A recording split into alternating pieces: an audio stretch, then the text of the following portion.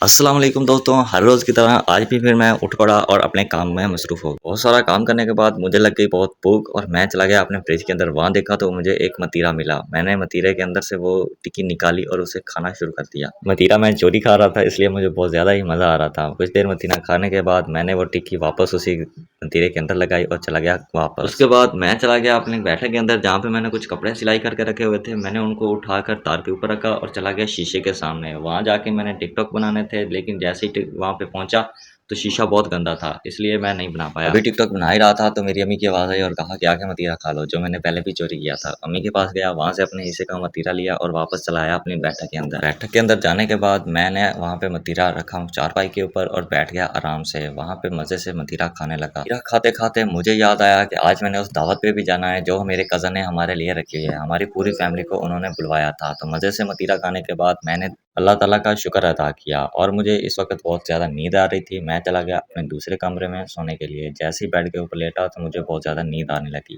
जैसे ही सो के उठा था तो मुझे बहुत ज़्यादा सुस्ती चढ़ी हुई थी। मैंने सोचा कि अब नहा लेता हूँ। मैंने उठाए कपड़े और इस्त्री स्टैंड के ऊपर फेंके। वहाँ पर मैं खुद ही प्रेस करने लगा। अच्छी तरीके से कपड़े प्रेस करने के बाद मैं चला गया नहाने के लिए। नहाने के बाद जैसे ही मैं बाहर आके बैठा तो हमें कॉल आ गई कि आपके लिए खाना तैयार है। हम चले गए अपने नाना जी के घर और अपने कज़न के घर। वहाँ पे खाना तैयार था, हम बैठ गए खाना खाने के लिए। खाना खाने के बाद जैसे ही मैं फ्री हुआ, मैंने जाना था वीडियो बनाने के लिए। तो खाना खाने के बाद मैंने ली चाय पी और अपने भतीजे को साथ लेकर चल पड़ा घर को। जैसे ही घर पहुँचा मेरी टीम आ चुकी थी, उन्होंने कहा कि वीडियो बनाने के लिए चलें, तो हम चले गए वीडियो बनाने।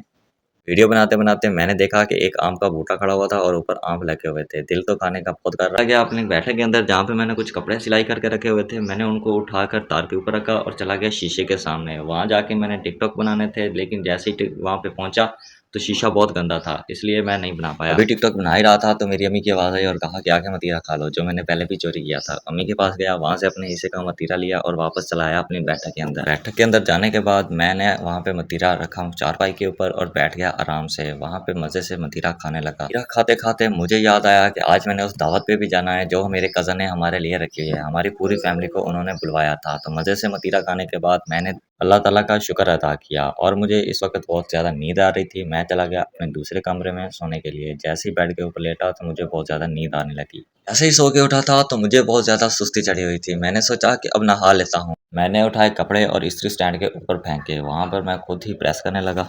अच्छी तरीके से कपड़े प्रेस करने के बाद मैं चला गया नहाने के लिए। नहाने के बाद जैसे ही मैं बाहर आके बैठा तो हमें कॉल आ गई कि आपके लिए खाना तैयार है। हम चले गए अपने नाना जी के घर और अपने कज़न के घर। वहाँ पे खाना तैयार था, हम बैठ गए खाना खाने के लिए। खाना खाने के बाद जैसे ही मैं फ्री हुआ, मैंने जाना था वीडियो बनाने के लिए। तो खाना खाने के बाद मैंने ली चाय पी और अपने भतीजे को साथ लेकर चल पड़ा घर को। जैसे ही घर पहुँचा मेरी टीम आ चुकी थी, उन्होंने कहा कि वीडियो बनाने के लिए चलें, तो हम चले गए वीडियो बनाने। वीडियो बनाते-बनाते मैंने देखा कि एक आम का बूटा खड़ा हुआ था और ऊपर आम लगे हुए थे। दिल तो खाने का बहुत कर रहा